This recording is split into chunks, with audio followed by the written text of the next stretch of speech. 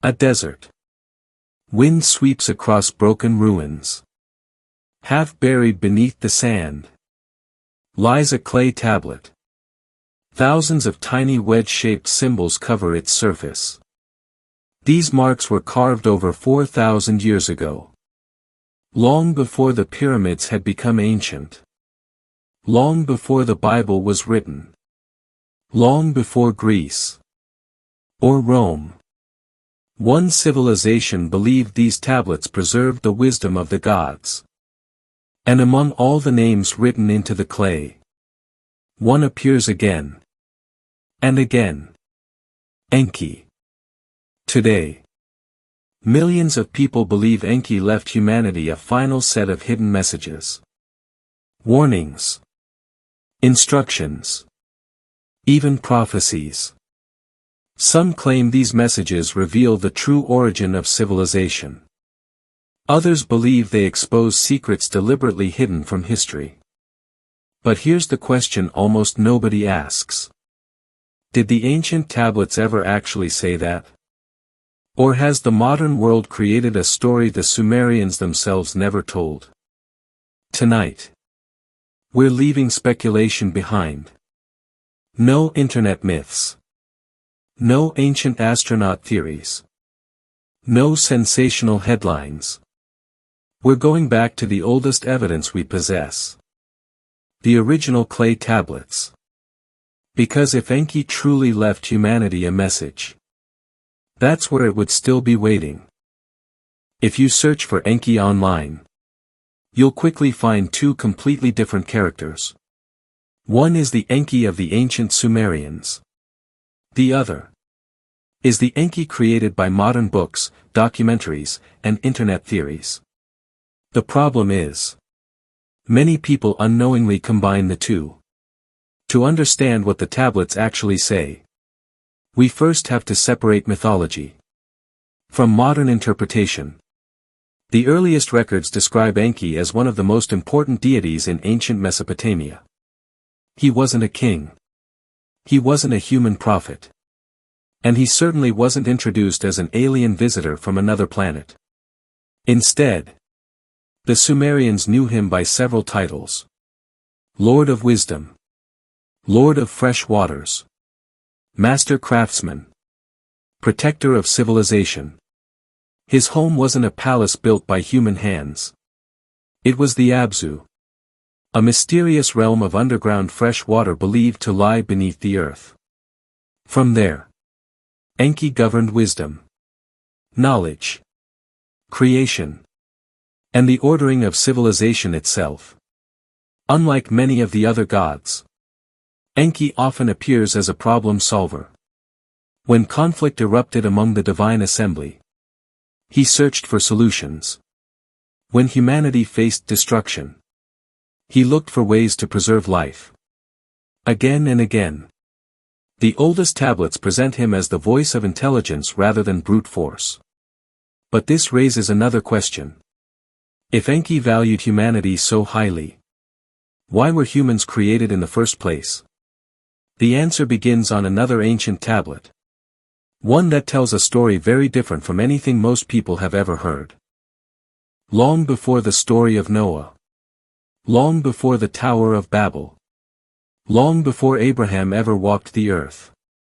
The people of ancient Mesopotamia believed humanity had been created for a very specific reason. Not to rule the world. Not to conquer kingdoms. And certainly not by accident. The oldest surviving account appears in a remarkable text known today as the Atrahasis Epic. Written nearly 4,000 years ago. It begins not with humans, but with exhausted gods. According to the story, the lesser gods were responsible for maintaining the rivers, digging canals, preparing farmland, and sustaining the world itself. Year after year, century after century, their labor never ended. Eventually, they reached their breaking point. The tablets describe a rebellion unlike anything found elsewhere in ancient literature. The workers laid down their tools. They surrounded the house of the high god Enlil. And they demanded relief. The divine order itself stood on the edge of collapse. Something had to change. That was when Enki entered the story. Rather than crushing the rebellion, he proposed something no one had considered. Create another being. A creature capable of carrying the burden that had exhausted the gods. According to the Atrahasis Epic, humanity was formed from clay, mixed with the essence of a sacrificed divine being. To the ancient Mesopotamians, this explained why humans possessed both intelligence and mortality. Part earth, part divine. The purpose was simple. Humans would cultivate the land, build cities, maintain temples, produce food, and preserve order. At first glance, it sounds surprisingly practical. But something deeper is hidden beneath the surface. Unlike many modern claims, the tablets never describe humans as slaves created without value. Instead, they present humanity as participants in maintaining cosmic order. Life itself depended upon cooperation between heaven, earth, and mankind. This distinction matters, because countless documentaries summarize the story with one sentence. Humans were created to serve the gods. Technically, that is true. But it misses almost everything else the tablets actually describe. The texts consistently portray civilization as something fragile. Fields must be planted, water controlled, cities organized, justice maintained, knowledge preserved. Without humanity, the entire system begins to unravel. This idea appears again and again across Mesopotamian literature.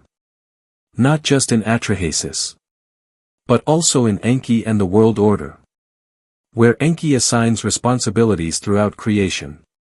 Every river, every mountain, every city, every craft. Everything has its place. Everything has its purpose. Order, not chaos, was the goal. And that brings us to something many viewers may find surprising. The ancient tablets never portray Enki as a destroyer of mankind. Again and again, he appears trying to preserve civilization. Even when other gods choose judgment, Enki searches for another way. That becomes impossible to ignore in the greatest catastrophe of all, the flood. But before the waters ever rose, another gift changed humanity forever. A gift that would transform civilization, and perhaps become Enki's greatest legacy. Knowledge. Not weapons. Not power. Knowledge. And that's where the next tablet takes us. Imagine waking up in a world with no cities, no writing, no laws, no farming, no metal, no music, no medicine. According to the ancient Mesopotamians, civilization didn't simply appear overnight. It had to be taught. And no figure is more closely associated with that gift than Enki. Across multiple Sumerian texts, one theme appears again and again. Enki is the bringer of wisdom. But what exactly did wisdom mean to people living nearly 5,000 years ago? Today, we often think of wisdom as philosophy or moral advice. The Sumerians thought much more practically. Wisdom meant knowing how to build, how to govern, how to survive, how to transform chaos into order. One of the most fascinating texts describing this is Enki and the World Order. Rather than focusing on a single dramatic event, the tablet paints a picture of a world being carefully organized. Enki assigns rivers to their courses. He establishes fertile lands. He gives cities their roles. He distributes responsibilities among both gods and humanity. Nothing is random. Everything has its place. To the Sumerians, civilization wasn't an accident of history. It was an ordered system that required knowledge to survive. And then another remarkable text takes the story even further. In Enki and Inanna, we encounter mysterious objects known as the me. Modern readers often struggle to understand them because there is no perfect English translation. The me were not physical machines. Nor were they magical weapons. Instead, they represented the fundamental powers that made civilization possible. Kingship. Justice. Truth. Craftsmanship. Music. Writing. Priesthood. Law. Even social order itself. Think of them as the invisible blueprint behind every functioning society. Without the me, civilization could not exist. According to the story, these powers were originally under Enki's authority. But in one of the most unusual episodes in Mesopotamian mythology, the goddess Inanna persuades Enki to give them to her. Whether through generosity, poor judgment, or divine strategy, the result is the same. The me leaves Enki's city and travels to Uruk. For the Sumerians, this explained why Uruk became one of the greatest cities of the ancient world. Now here's something that often gets overlooked. Modern internet theories sometimes claim Enki handed humanity secret technologies far beyond anything in the ancient world. The tablets don't say that. They speak of something far more interesting.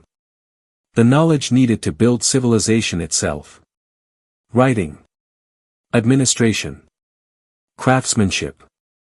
Law. Music. Religion. Agriculture. These weren't hidden secrets. They were the foundations of society. And in the Sumerian imagination, Enki stood behind them all. This changes the way we should think about him.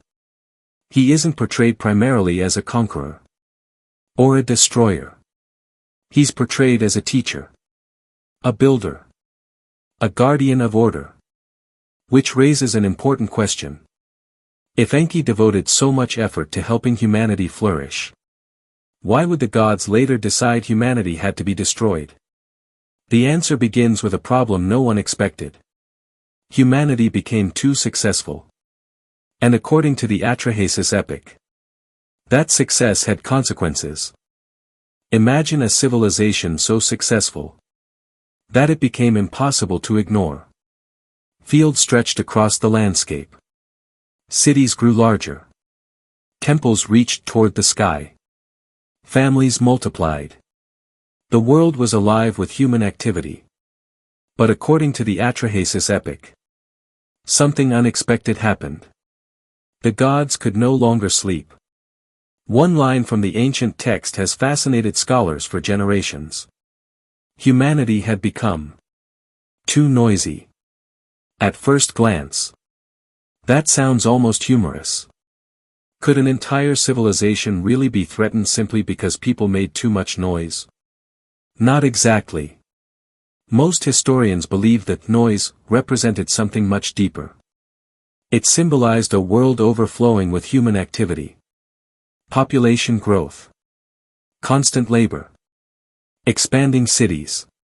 Smoke from kilns. Animals. Markets. Construction. The earth itself had become crowded. For Enlil, the ruler of the divine assembly, enough was enough. The tablets describe him reaching a terrifying conclusion. Humanity must be reduced. Not because they had discovered forbidden knowledge. Not because they had rebelled. Simply because their growing civilization had disrupted the balance of creation. And so, the judgments began. First came disease. The hope was simple. Fewer people. Less noise. Balance restored. But something unexpected happened. Enki intervened. Rather than openly defying the council, he quietly taught humanity how to survive. The people were instructed to honor specific deities connected with healing. Gradually, the plague passed. Humanity survived. Enlil was furious.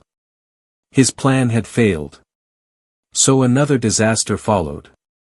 This time, drought. The rivers slowed. The crops withered. The land cracked beneath the sun. Again. Civilization stood on the edge of collapse. And again. Enki found a way to preserve humanity. The cycle repeated. Disaster. Survival. Judgment. Mercy. The tablets present an extraordinary contrast between two of Mesopotamia's greatest gods. Enlil seeks to restore order by reducing humanity. Enki seeks to preserve order by saving them. Neither acts randomly. Neither is portrayed as purely good or purely evil. Each believes he is protecting the world. This tension lies at the heart of the Atrahasis Epic. It's not a story about heroes and villains. It's a story about two competing visions for humanity's future. One through destruction. The other through preservation. Eventually, Enlil reaches a conclusion. No plague. No drought. No famine. Will ever solve the problem. There is only one solution left. A flood unlike anything the world has ever seen. And this time, the divine council swears an oath. No one is to warn humanity. No one. But one God now faces an impossible choice. Remain loyal to the council. Or save the people he helped create. The decision Enki makes next would become one of the most famous moments in all of ancient literature. The gods had made their decision. Humanity would end. Not by plague. Not by famine. Not by drought. But by a flood powerful enough to erase civilization itself. According to the Atrahasis Epic, the divine council swore a sacred oath. No god was allowed to warn mankind. The decision was final.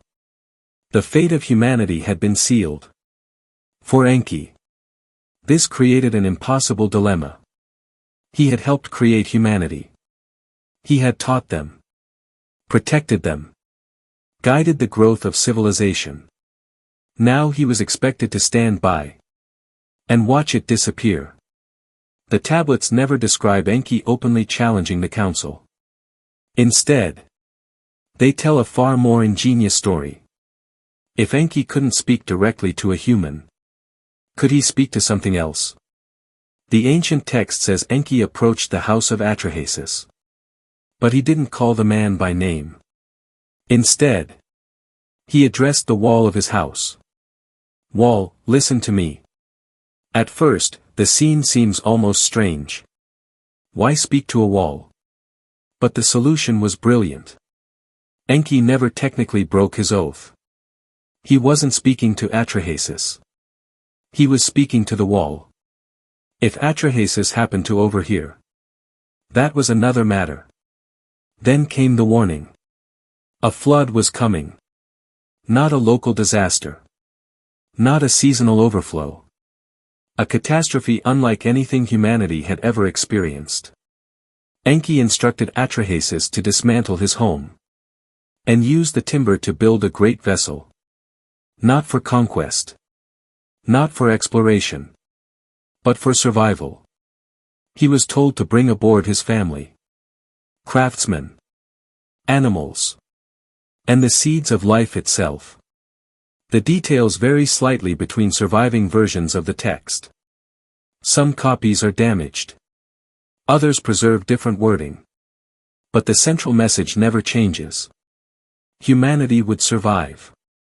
Because one God refused to let creation be erased. If this story feels familiar, it should. Centuries later, another ancient text would tell of a righteous man.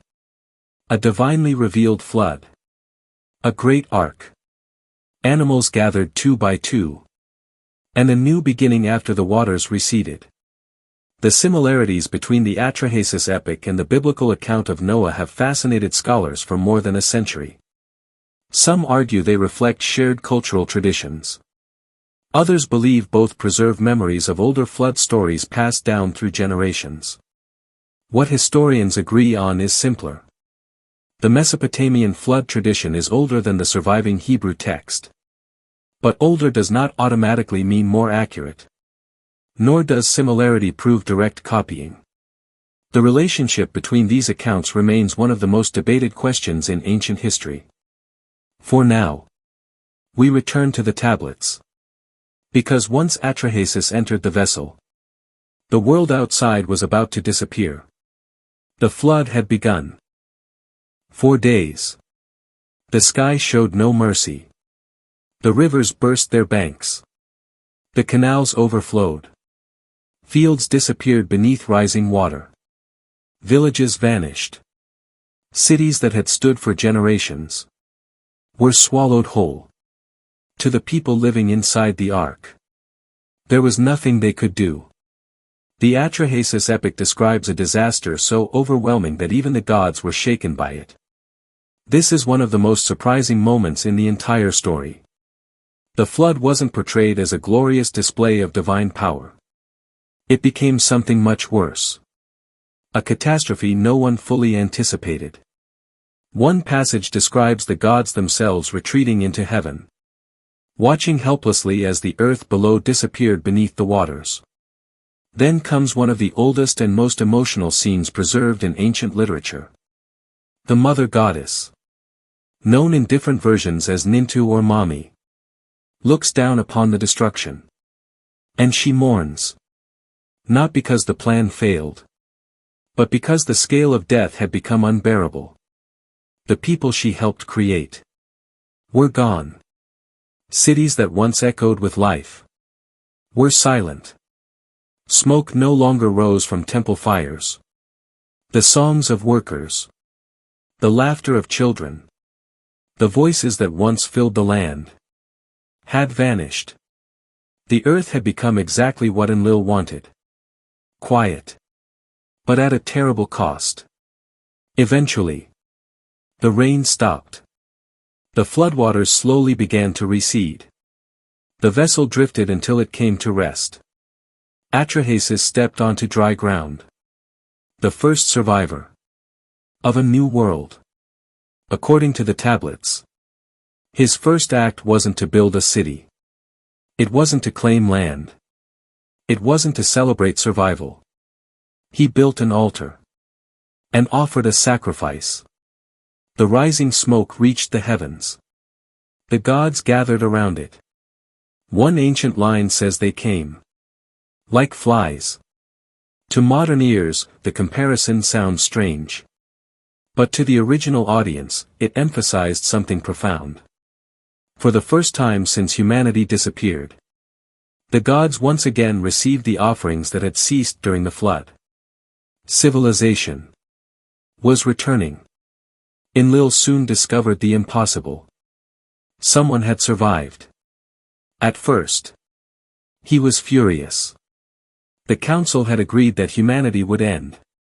Yet here stood Atrahasis, alive. The obvious question followed. Who warned him? The answer could only be one god. Enki. A confrontation was inevitable. But what happened next changed humanity's future forever. Because Enki didn't apologize.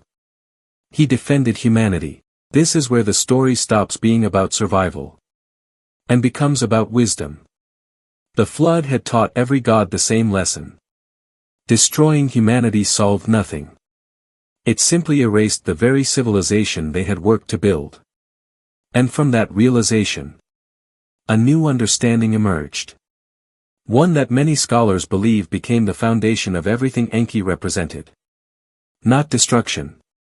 Balance. Not power. Wisdom. And that brings us to what may be the first true message Enki leaves behind. Not written as a command, but demonstrated through his actions. Life is worth preserving. The flood was over. Humanity has survived. But the world was no longer the same. For Enlil, the flood had restored order. For Enki, it revealed something far more important. Power alone could not preserve civilization. Only wisdom could. This idea appears again and again throughout the oldest Mesopotamian texts. Enki rarely wins through force. He wins through understanding. When conflict erupts, he negotiates. When creation reaches a crisis, he invents a solution. When humanity faces extinction, he doesn't fight the other gods. He outthinks them. That pattern is impossible to ignore. And it may be the closest thing the ancient tablets offer to Enki's first enduring message. Wisdom is greater than power. Think about everything we've seen so far. The worker gods rebelled. Enki solved the crisis by creating humanity. Disease threatened civilization. Enki found a way to preserve life. Drought struck the earth. Again, he searched for a solution.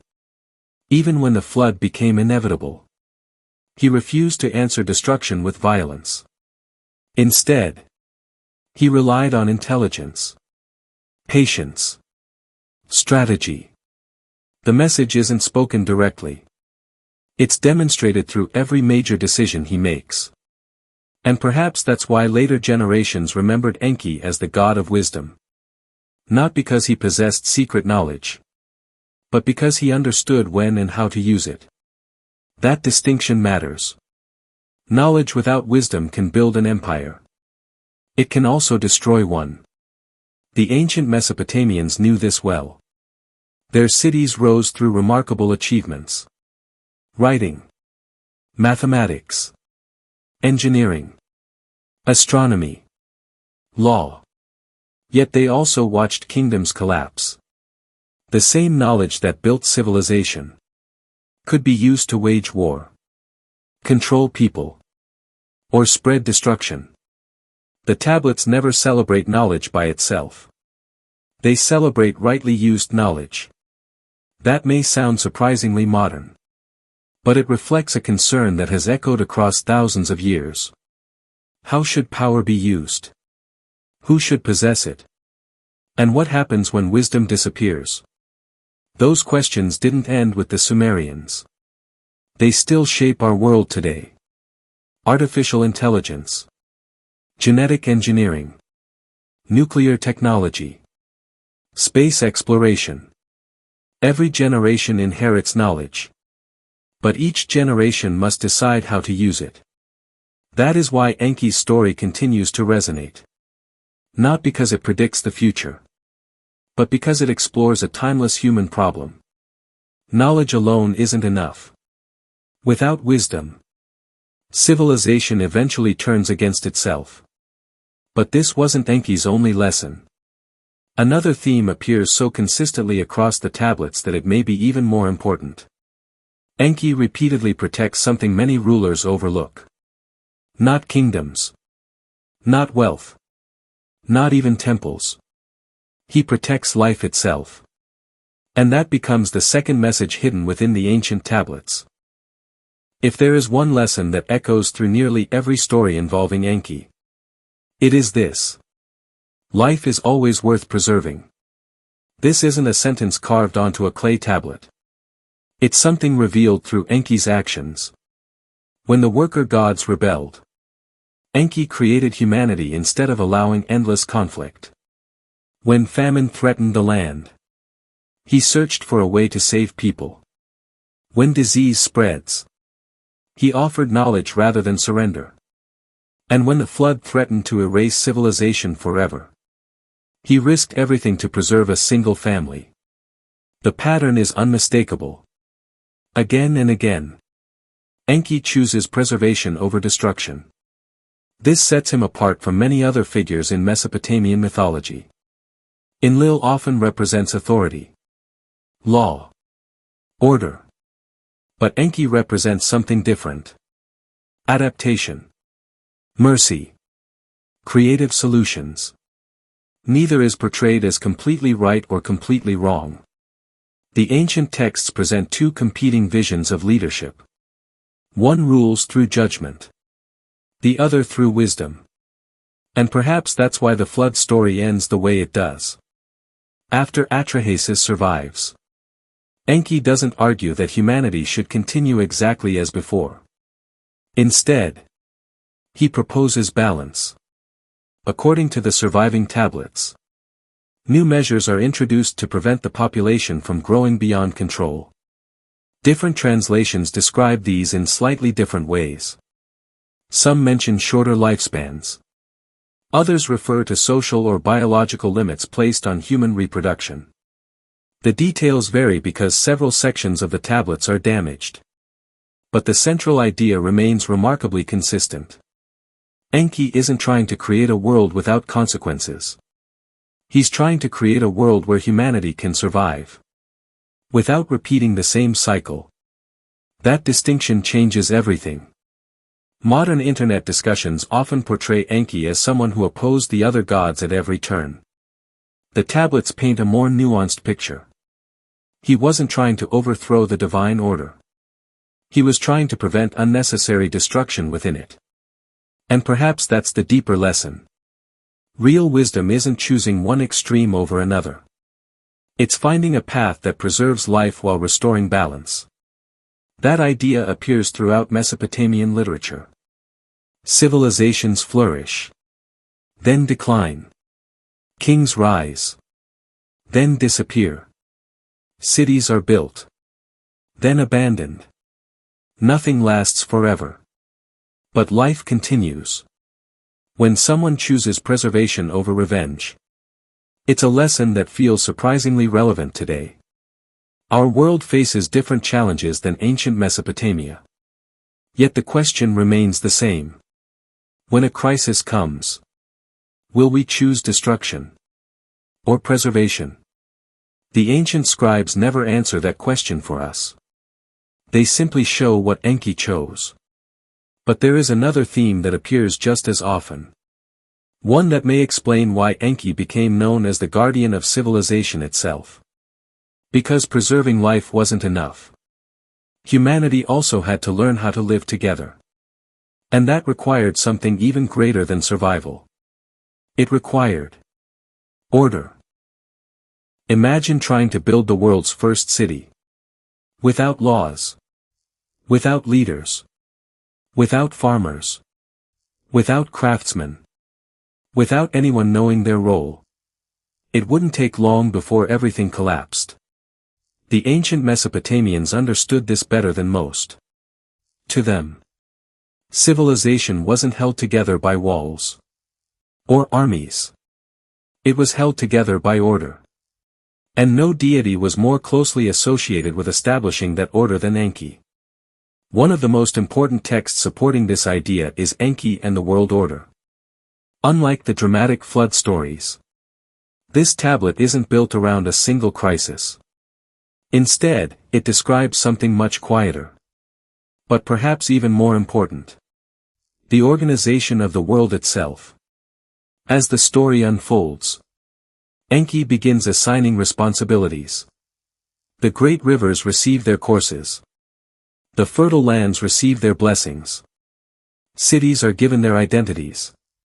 Craftsmen receive their skills. Farmers their fields. Shepherds their flocks.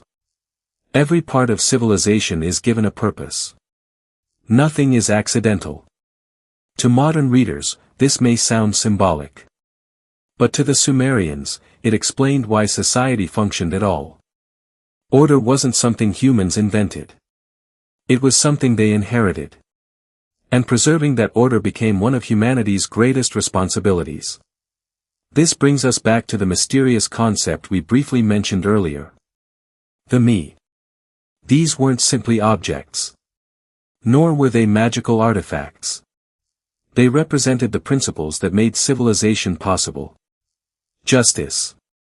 Kingship. Craftsmanship. Truth. Music. Writing. Law. Even wisdom itself. Without these foundations, a city could have walls, but it would never become a civilization. This is why Enki's role is so significant. He isn't remembered merely as a creator. He's remembered as the one who ensures that creation continues to function.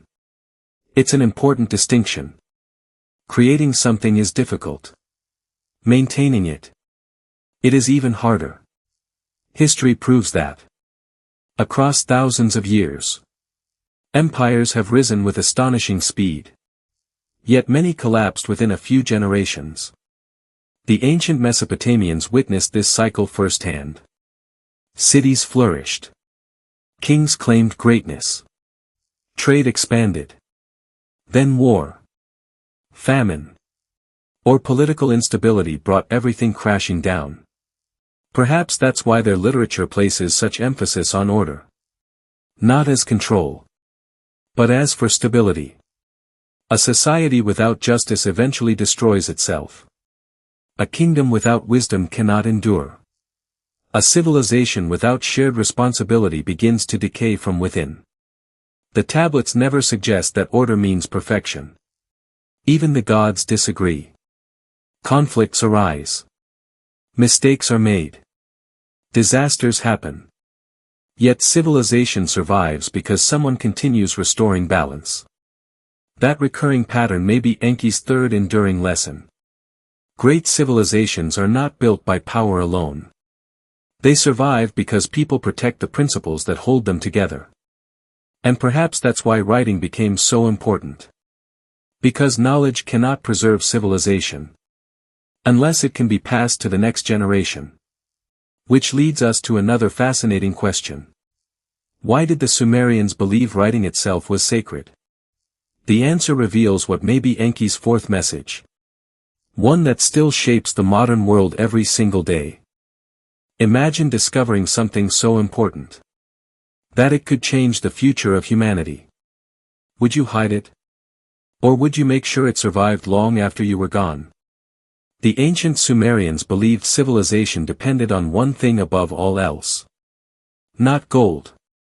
Not armies. Not even kings. Knowledge. But knowledge was only valuable if it could be preserved. This is why one of humanity's greatest inventions emerged in Mesopotamia. Writing. Long before books. Long before paper. Scribes pressed wedge-shaped symbols into soft clay using a sharpened reed. At first, these records were surprisingly ordinary. Grain deliveries. Livestock. Trade. Temple inventories. Taxes.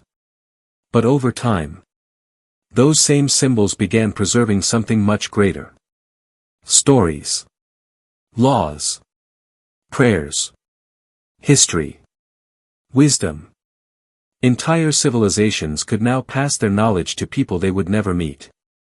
For the first time, memory no longer depended on a single generation. It could outlive them. That is exactly why we know the name Enki today.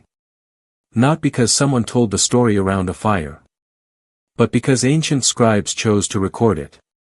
Think about that for a moment. The people who first carved these symbols into clay never imagined someone would still be reading them thousands of years later. Yet here we are, trying to understand the world they left behind. In many Mesopotamian traditions, writing itself was considered sacred. It wasn't merely a tool. It was a bridge between generations.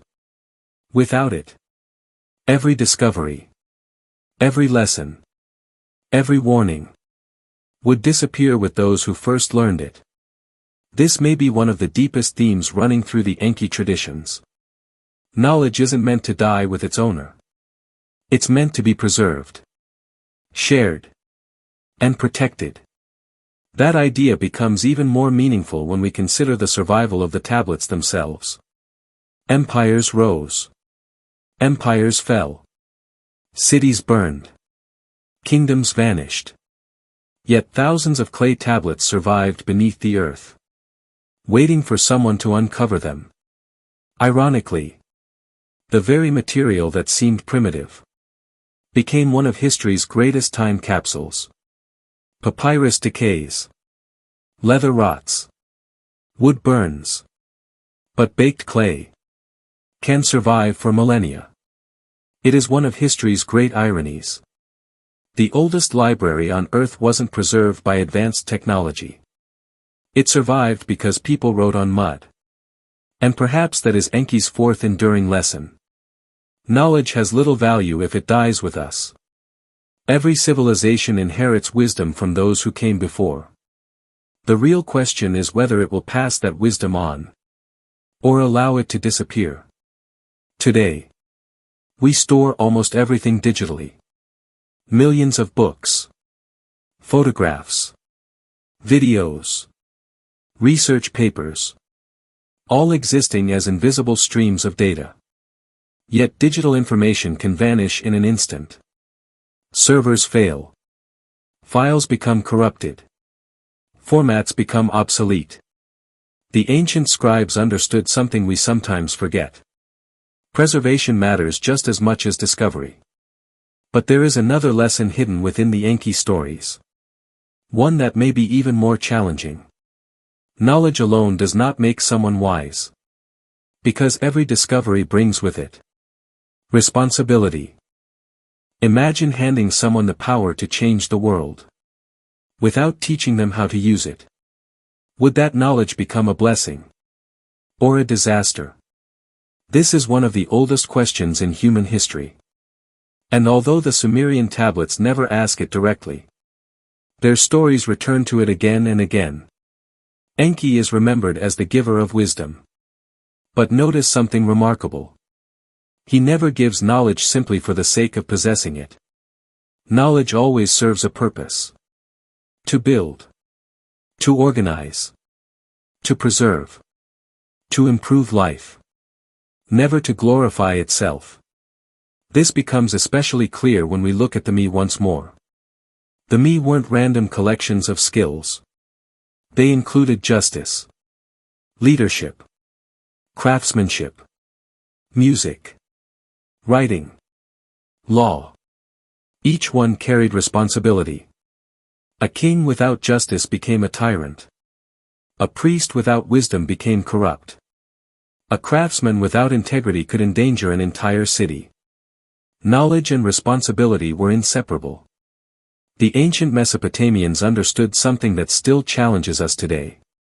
The greater a civilization becomes, the greater its responsibility becomes.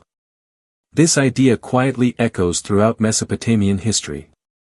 As cities expanded, new technologies emerged. Trade routes connected distant kingdoms. Writing transformed the government. Engineering reshaped landscapes. Every advance solved one problem, but created another. More power demanded greater wisdom. Perhaps that's why Enki is rarely portrayed as someone who hoards knowledge. He teaches. He advises. He equips others to fulfill their roles. But he also understands something many modern discussions overlook. Knowledge without character can become dangerous. The tablets don't celebrate intelligence by itself. They celebrate intelligence used wisely. That distinction may seem small, but it changes everything. History offers countless examples. The same metal that creates farming tools can forge weapons. The same mathematics that builds bridges can build machines of war. The same science that cures disease can also create new dangers. Knowledge itself is neutral. Its value depends entirely on how people choose to use it. That may be why Enki is remembered not simply as a god of knowledge, but as a god of wisdom. The two are not the same. Anyone can accumulate information. Wisdom is knowing what should be done with it. And perhaps that is the fifth message hidden within these ancient traditions. Every gift carries responsibility. The greater the gift, the greater the responsibility that follows. It's a lesson that feels almost timeless. Today, humanity possesses more knowledge than any civilization before it. Artificial intelligence, genetic engineering, quantum computing, space exploration. Our capabilities continue to grow.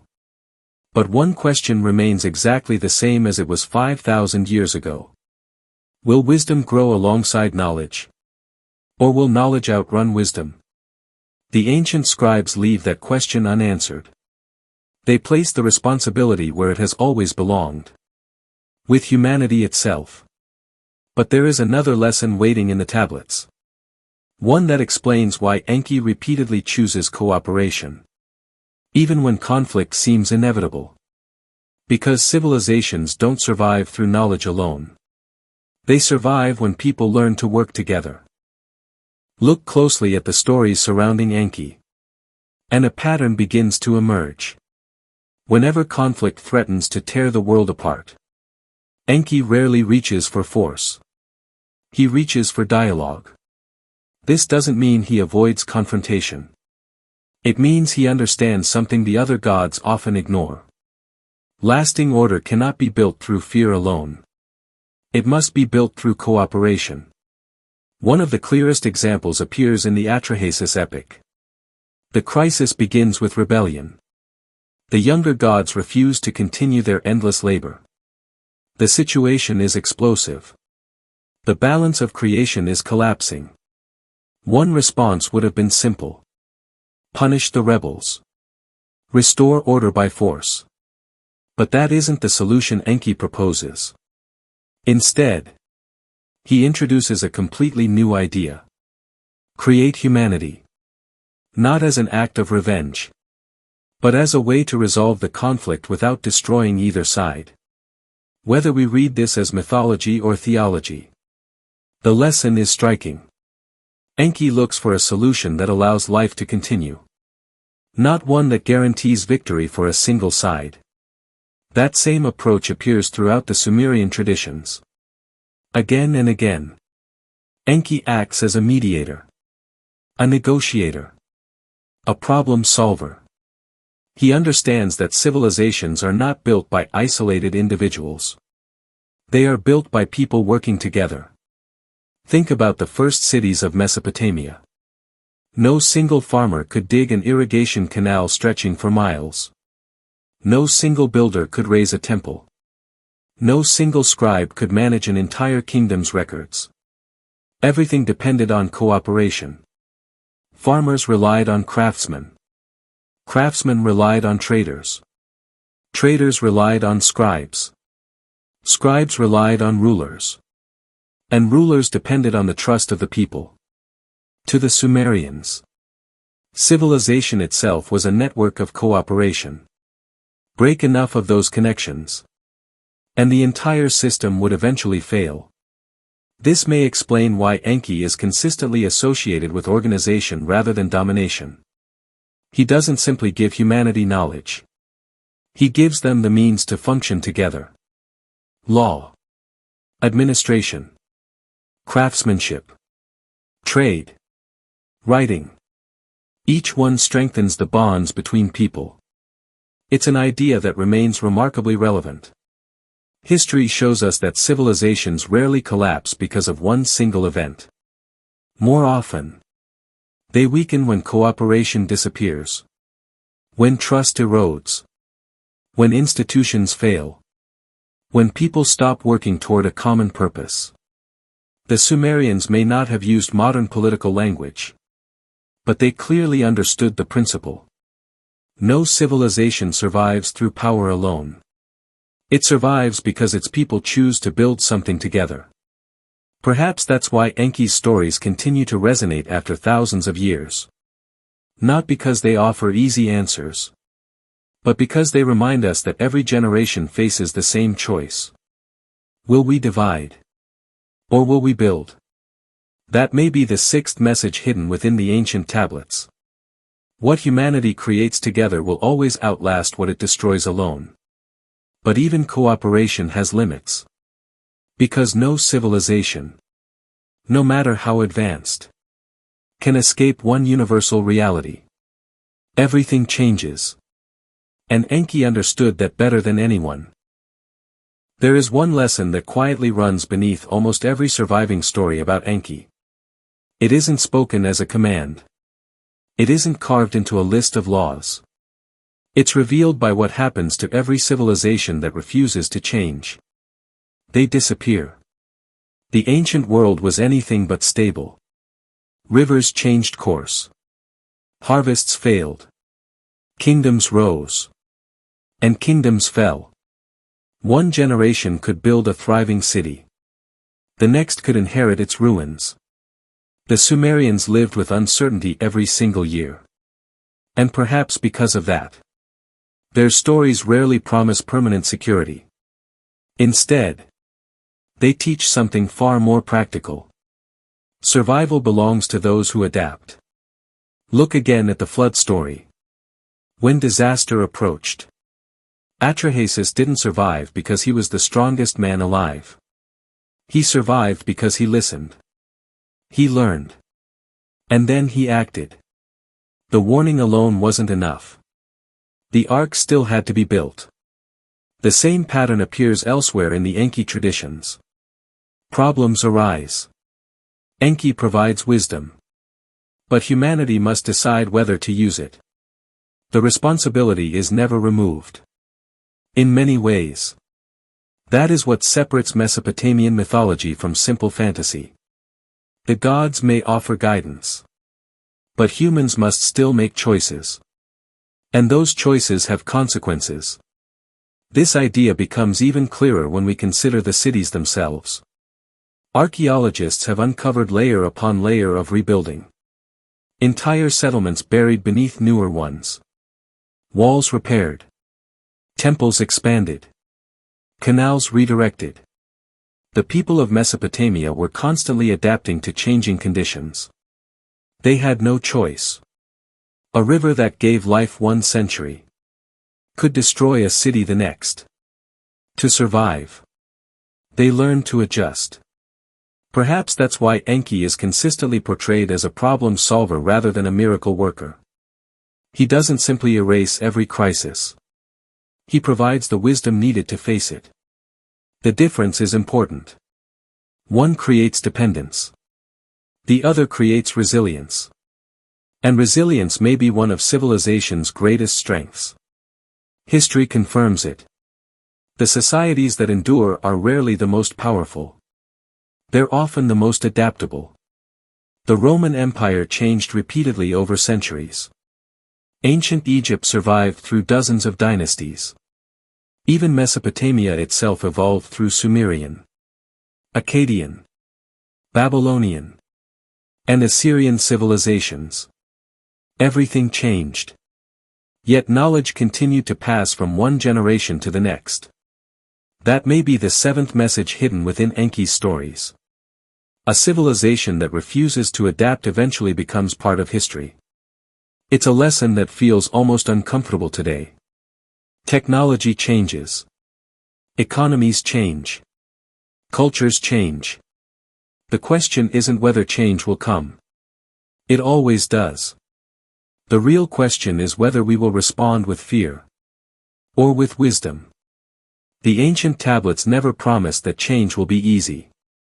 They simply remind us that resisting reality has never stopped it. But Enki's lessons don't end with survival. Because surviving a crisis is only the beginning. The harder challenge comes afterward. Knowing how to rebuild. And that may be his greatest lesson of all. Walk through the ruins of any ancient city. And one truth becomes impossible to ignore. Nothing built by human hands lasts forever. The towering temples of Sumer. The palaces of Babylon. The walls of Nineveh.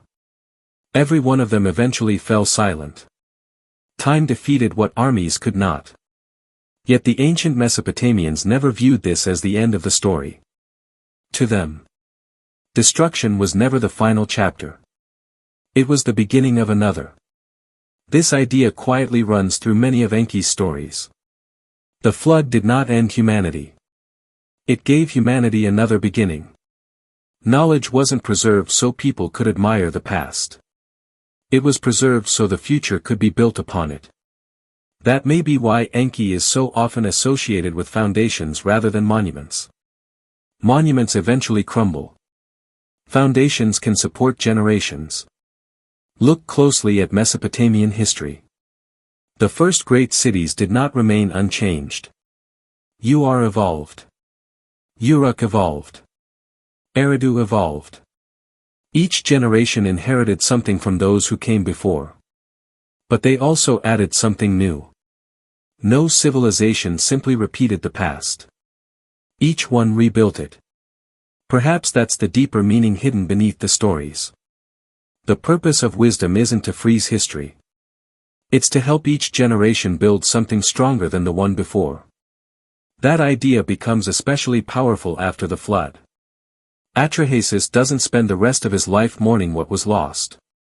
He begins again. Fields are planted. Homes are built. Families grow. Civilization returns. The lesson is subtle, but profound. Loss is real. Failure is real. Disaster is real. But none of them have to be permanent. History itself proves it. Many of humanity's greatest civilizations rose from catastrophe. Wars ended. Cities were rebuilt.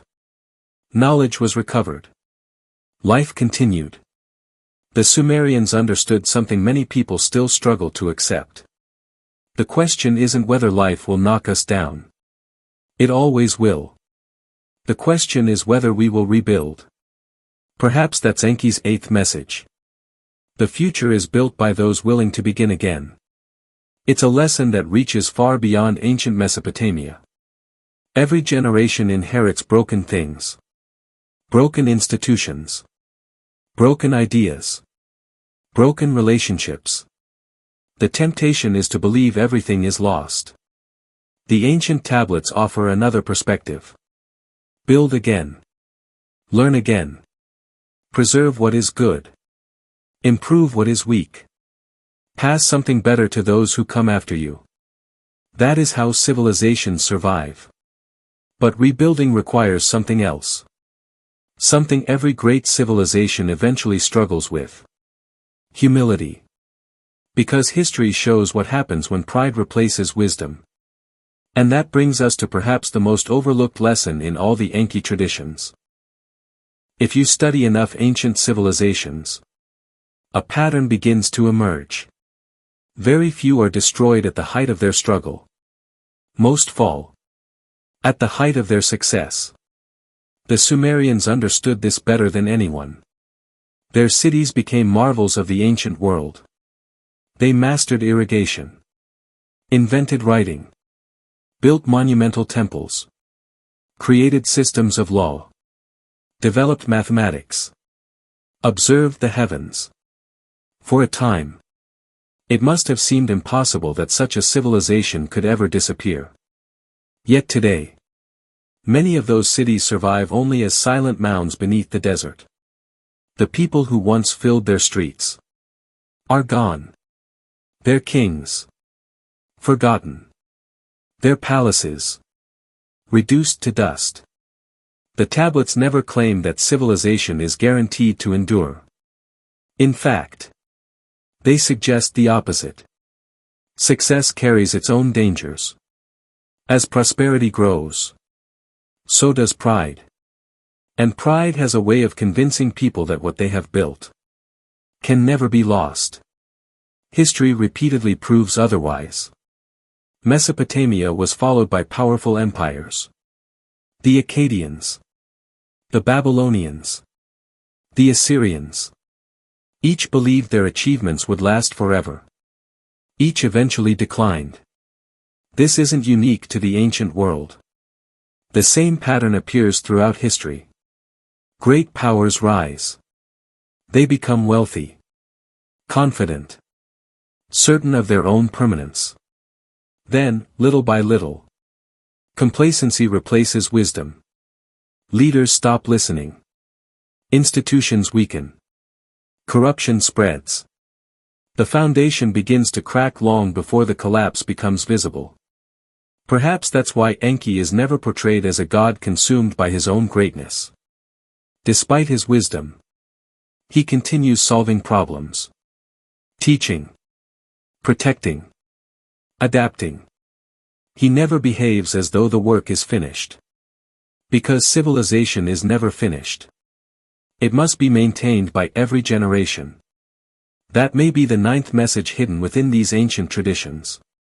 The greatest threat to a civilization often comes from within. Not from invading armies. Not from natural disasters. but from believing it no longer needs wisdom. It's a lesson that feels remarkably relevant today. Technology advances. Economies grow. Knowledge expands. Yet every generation faces the same temptation. To believe that progress alone guarantees the future. The ancient Mesopotamians would likely disagree. They understood that success without humility is fragile. Because the moment people believe they no longer need wisdom, they've already begun to lose it. And perhaps that leads us to one final question. If civilizations rise, fall, and rise again, what is the one thing that truly survives? The answer may be the most enduring message Enki leaves behind. Close your eyes. And picture the greatest city you know.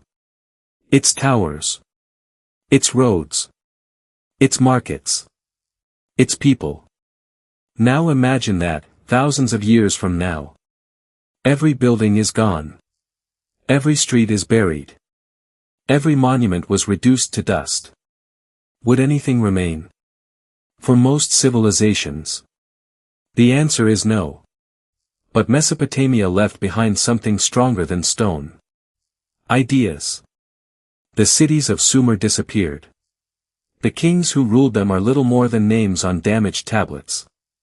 Yet the ideas born there refused to die. Writing spread across the ancient world. Systems of law evolved. Mathematics advanced. Astronomy flourished. The influence of Mesopotamia reached cultures that never even knew the names of its earliest rulers. In that sense, the civilization survived. Not through its buildings, but through its ideas. Perhaps that's why Enki is remembered less for monuments, and more for wisdom. Stone eventually crumbles. Knowledge can cross generations. The anonymous scribes who pressed symbols into wet clay could never have imagined that people living over 4,000 years later would still study their work. Yet here we are. Their cities are ruins. But their thoughts remain alive. That may be one of history's greatest paradoxes. Empires often believe their greatest achievement is what they build. History remembers them for what they teach. The pyramids inspire awe. But Egyptian writing transformed civilization. Rome conquered much of the known world. But Roman law still influences courts today. Mesopotamia gave the world its first cities. Yet its greatest legacy may have been something far less visible. The belief that knowledge should be recorded, protected, and passed forward. This may be Enki's 10th message. Ideas are stronger than empires. Because an empire can fall in a single generation. A powerful idea can shape thousands. History proves this again and again. Many people have never heard of Uruk. Few could locate Eridu on a map. Yet millions use writing. Follow legal systems. Measure time. And organize society using concepts that first emerged in ancient Mesopotamia. The empire disappeared. The ideas endured. Perhaps that's why the tablets continue to matter. Not because they answer every question, but because they remind us that civilizations leave behind more than ruins. They leave behind ways of thinking. Ways of solving problems. Ways of understanding the world. And those ideas continue traveling long after the people who first imagined them are gone. But there is one final lesson hidden beneath all the others.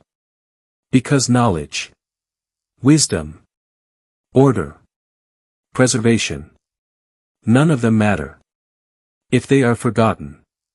The greatest responsibility of every generation is not simply to inherit wisdom. It is to pass it on. Imagine if every ancient scribe had decided, this isn't worth writing down. There would be no Epic of Gilgamesh. No Atrahasis. No stories of Enki. No record of the world's first cities. An entire civilization would simply vanish. But someone chose differently. Someone carefully pressed thousands of tiny symbols into wet clay. Not knowing whether anyone would ever read them. Not knowing if their city would survive. Not knowing if their own name would ever be remembered. They wrote anyway.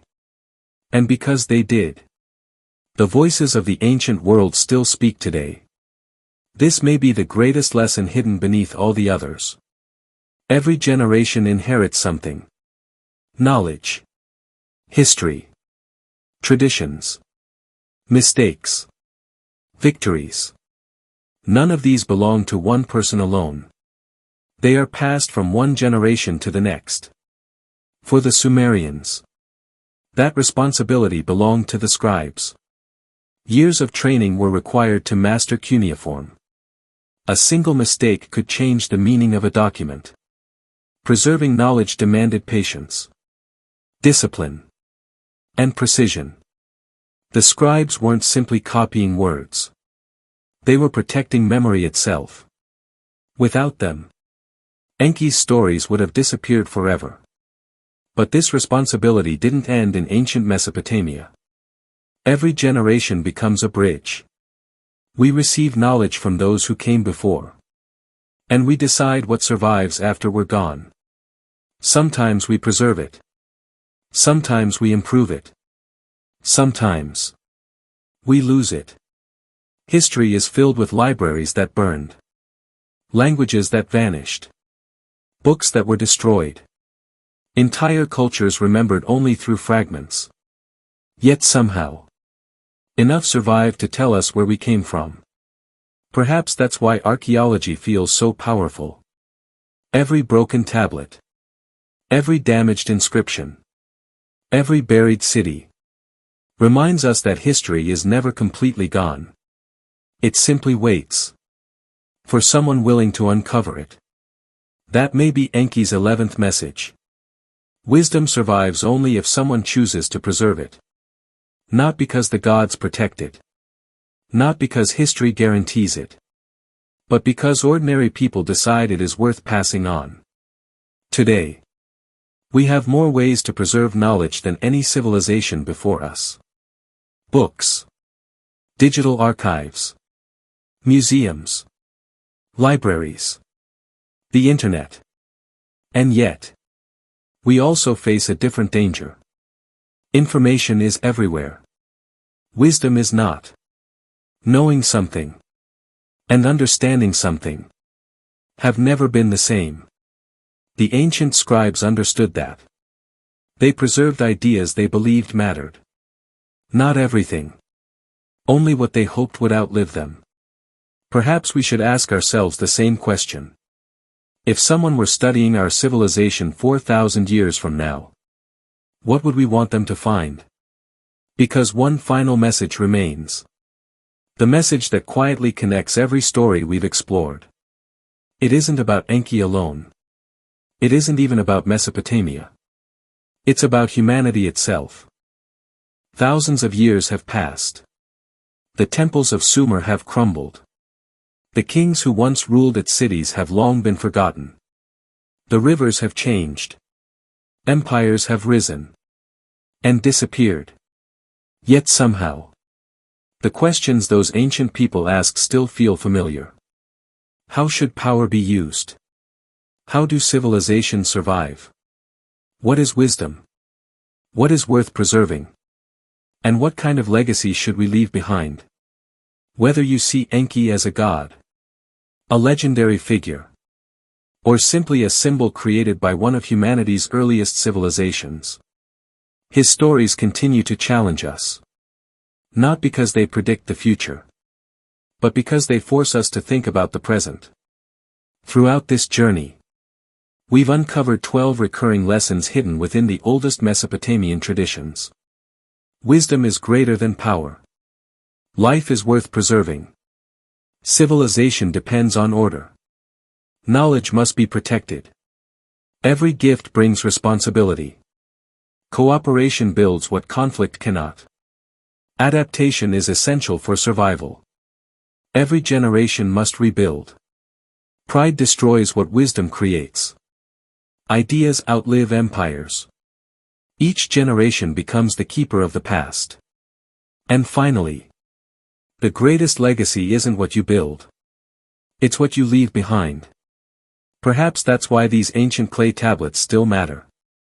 Not because they answer every mystery. Not because they reveal secret knowledge. But because they preserve the thoughts of people who lived over 4,000 years ago. And discovered that human nature hasn't changed nearly as much as we'd like to believe. They faced uncertainty. Conflict. Political division. Natural disasters. Questions about justice. Questions about leadership. Questions about humanity's place in the world. In many ways. So do we. The names have changed. Technology has changed. The world has changed. But the questions remain. Maybe that's why these stories survived.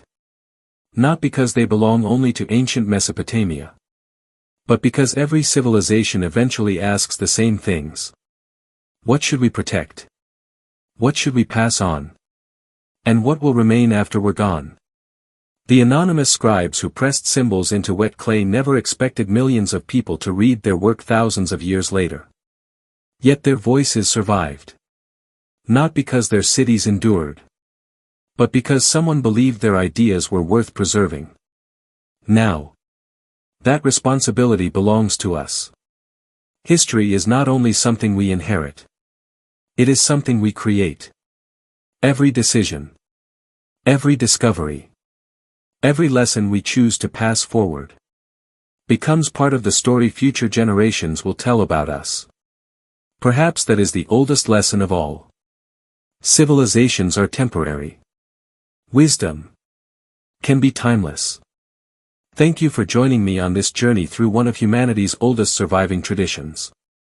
And whether you agree with every interpretation or not, I hope this documentary has inspired you to do one thing. Go back to the oldest sources. Read them for yourself. Ask questions. Think critically. Because history becomes far more fascinating when we let the ancient voices speak before the modern ones interpret them. If you enjoyed this documentary, don't forget to like the video, subscribe to the channel, and let me know in the comments. Which of Enki's 12 messages do you think is still the most relevant today? Until next time. Thank you for watching.